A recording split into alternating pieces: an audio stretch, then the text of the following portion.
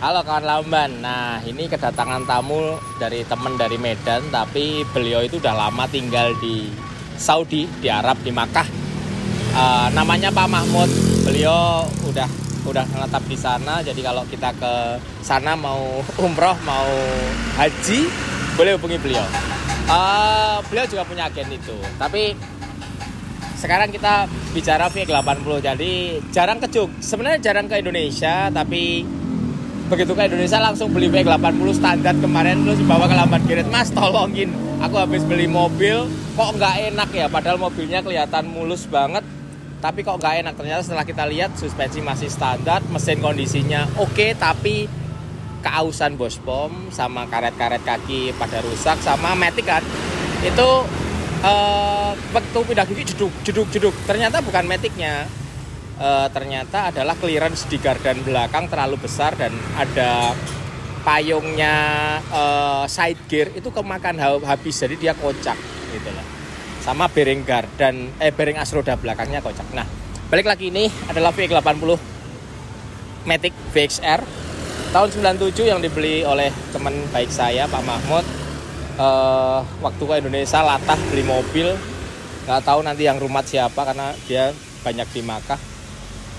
Tapi yang dia rasakan VX80-nya nggak enak, terus tarikannya kurang oke, terus maticnya jeduk, terutama saat dia coba dari P ke D gitu, P ke D gitu, jeglak. Setelah saya coba, ini kayaknya bukan dari matic, tapi lebih dari ke yang lain Pak, aku bilang gitu. Nah, untuk urusan matic yang seperti itu sebenarnya VX80 yang matic itu banyak sekali problemnya. Tolong, yang pertama adalah kita selalu cek maticnya dari boga ke alter. Kalau bersih, nggak ada gram, pindah giginya smooth, tapi kocak, itu bisa jadi yang pertama kudu dilihat adalah clearance di diferensial belakang. Yang kedua adalah cross joint, yang ketiga cross couple, yang ketiga adalah clearance di transfer case. Biasanya cuma itu aja. Nah, ini contohnya punya Pak Mahmud ini, begitu diganti tembaganya side gearnya si diferensial itu udah sembuh gitu. Terus kadang-kadang ada bunyi ngeng. Belum tentu itu dari gearnya. Kalau gearnya bagus seperti ini, ternyata dari bearing roda. Nah, bearing roda itu hati-hati banget. Kalau dia udah kocak, mendingan diganti. Kalau enggak, nanti as rodanya kemakan. Jadi kalau ada bunyi-bunyi di gardan belakang, mendingan cek. Karena kalau dipaksain pakai terus, sayang kalau sampai as rodanya kemakan gitu. Oke, terus untuk meningkatkan kegantengan dan suspensinya, Pak Mahmud pengen pakai ban 35 BFG AT. Beliau beli velg. Ini velg bagus, ini velg Jepang, enteng banget, ring 16 lebar 8. Udah beliau kirim ke sini sama bannya. Terus kita pasang, karena ban 35, kita pasang fairnya pakai pedals yang 100 kilo depan, 150 kilo belakang, lift 2 inch. Terus shocknya pakai BB51, sistem karetnya semua pakai Super Pro, shock breaker setirnya pakai Tough Dog seperti biasa. Setupnya berbeda dengan ban 285/70/17 atau 285/75/16. Kalau 35 ini settingnya doang yang beda, tapi shocknya sama. Terus dari sektor itu kalau udah oke, tinggal nanti masalah mesin itu ada keausan, ditandai dari masukin gigi 2, gaspol, RPM cuma 3.500, nggak lebih pola, nggak naik lagi. Artinya mesinnya ada keausan di bospomnya. Nah, bospom kita overhaul total, sekaligus knalpotnya diganti full 3 inch PPD. Jadi exhaust gas temperaturnya turun, suhu ruang bakarnya turun, mesinnya lebih dingin gitu. Karena mobil ini rencana mau dipakai untuk tol to tol Surabaya Jakarta. Nah, untuk menunjang lampu depannya yang tidak terang, makanya dipasang LP 550 di depan. Nah, ini udah masih klasik, masih stylenya kan klasik mobilnya. Jadi depannya looksnya original, klasik, peleknya klasik, banyak BFG, ban 35. Nah, ini selera tinggi. Sebenarnya selera tingginya begini gitu. Oke, semuanya udah normal. Kita akan quality control sebelum dibawa beliau langsung balik ke Jakarta hari ini. Jadi mobil udah bagus banget. Kita akan quality control sebelum dibawa pulang supaya mobilnya enak. Jadi teman-teman, kalau beli VXR ada jeduk-jeduk itu sudah sangat wajar. Tinggal nanti dicek matic atau enggak selain matic. Nah, Matic itu tandanya dari apa? Biasanya kalau Matic jeduknya itu waktu pindah gigi. Tapi kalau cuman P ke D kok tidak kok jeduk, tapi kok pindah giginya semut, bisa jadi bukan di Maticnya gitu. Mesin RPM-nya nggak mau naik pasti bospom. Bisa dimulai dari bersihin tangki solar, filter ganti semua sampai bospomnya dikalibrasi. Udah gitu aja, karena ini mesin ini sangat bandel, semuanya bagus kecuali kalau kita buka tutup olinya ada ngobos ya usia. Tapi di luar itu dicek dulu, setelah dicek ngobos atau enggaknya baru dicek masalah bospomnya. Oke, kita akan tes mobilnya. Nah teman-teman, kalau mau beli Matic fake Matic atau baik Maticnya mau ngecek, ini taruh di P, dipindah ke D, dipindah ke P lagi.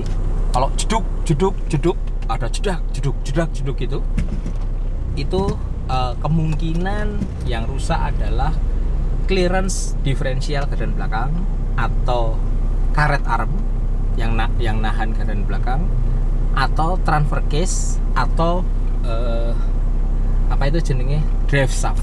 Cuman itu tau. Tapi kalau untuk VX Limited berbeda. Kalau VX Limited atau VX100 itu all wheel drive, itu rata-rata yang masalah adalah nap roda depan sama cross joint as roda depannya, karena dia all wheel drive. Berbeda dengan yang full time seperti VX80. Transfer case-nya berbeda. Mumpung kita bahas Matic-nya VX80 itu masih teknologi lama. Jadi input pindah giginya dia itu dari sensor TPS yang ada di bospom. Jadi throttle position sensor yang ada di bospom itu menentukan RPM berapa Matic akan pindah. Itu bisa di style. Jadi kalau teman-teman misal di upgrade jadi dari ban kecil ke ban 35, kok pindahnya kok jadi lama ya? Oh, tinggal setel itu aja. Tinggal setel itu, kendorin di style. Itu sesuai dengan kenyamanan atau sesuai dengan tenaga mesin. Misal contoh ini mesinnya karena udah di upgrade bospomnya, jadi ya kita akan sesuaikan gitu kan. Semakin powernya semakin tinggi seperti VX80 udah diganti G turbo, itu kan ngebus di RPM bawah, ya kita pindah giginya diturunin dari standarnya pakai turbo standar supaya lebih nyaman. RPM bawahnya lebih cepat pindah karena dia punya torsi yang cukup. Nah dengan begitu mesin lebih awet karena RPM-nya lebih rendah, terus BBM pasti lebih hemat, rasanya nyetir lebih nyaman kayak mobil-mobil baru sekarang yang pindahnya deng gitu, smooth gitu loh, lebih smooth. Itu sih kurang lebih itu salah satu apa yang sering kita lakukan, mungkin jadi referensi teman-teman.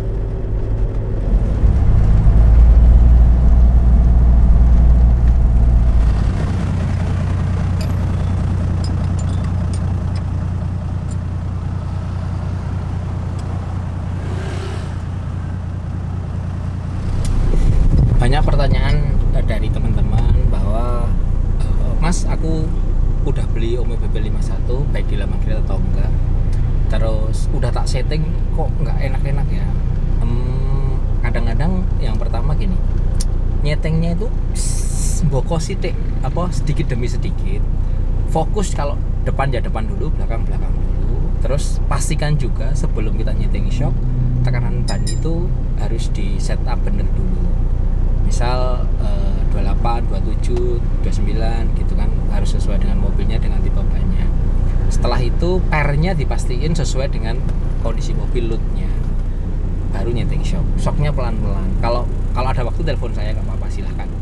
Nah kalau biasanya kalau beli di laman garage itu pasti dikasih basic setting mobilnya mau bobot berapa, ban ukuran apa, tipe ban apa, pasti di setting dulu sesuai dengan data kita. Habis itu baru dikirim. Nah di sana mungkin kurangnya tidak banyak, jadi tinggal dirasain sama customernya. Oh ternyata customer suka yang empuk, oh customer suka yang keras, yang stiff, yang kaku. Nah itu tinggal kita kita komunikasi terhadap customernya lebih gampang. Tapi balik lagi ke shockbreaker BB51 itu sangat sensitif, beda dengan shockbreaker yang lain. Begitu digeser dikit aja pengaruhnya sangat besar. Jadi memang harus teliti sekali. Kadang-kadang ownernya ini tidak melihat langsung mekanik geser atau dipasrahin ke orang. Nah itu yang jadi kadang-kadang jadi nggak pas gitu loh. Jadi memang service itu harus ditelitin.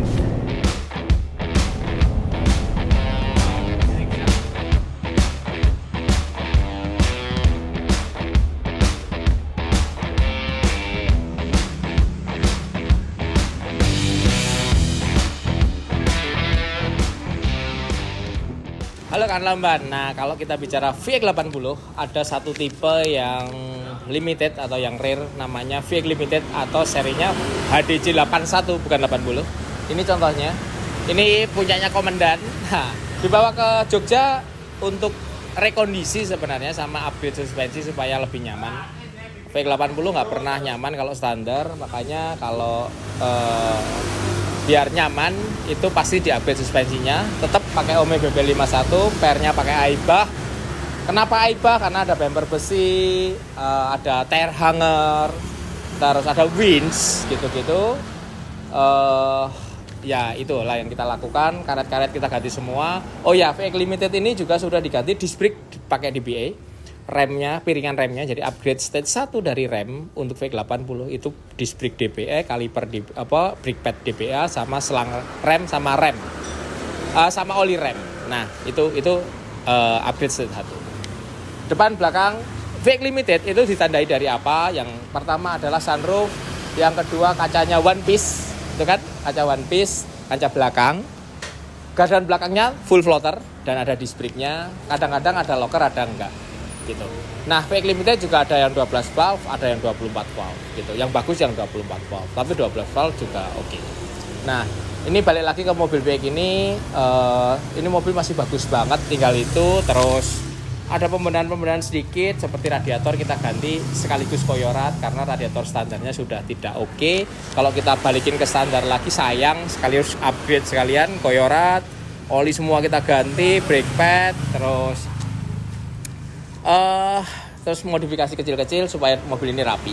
Sama velgnya pakai Icon, banyak pakai Delium Terra Rider yang 285 70 17. Delium ini punya spesifikasi tengahnya AT, luarnya MT. Jadi cocok sekali dengan kebutuhan Bapak yang kadang-kadang dipakai jalan raya, banyak jalan raya, tapi kadang-kadang juga dipakai untuk jalan tanah atau overlanding. Ngecek juga wilayah. Oke, mobilnya udah nyaman, kita pastiin nyaman dulu karena mobil ini dikirim dari jauh. Jadi dari Sulawesi, jadi jangan sampai ada masalah. Pastikan oke.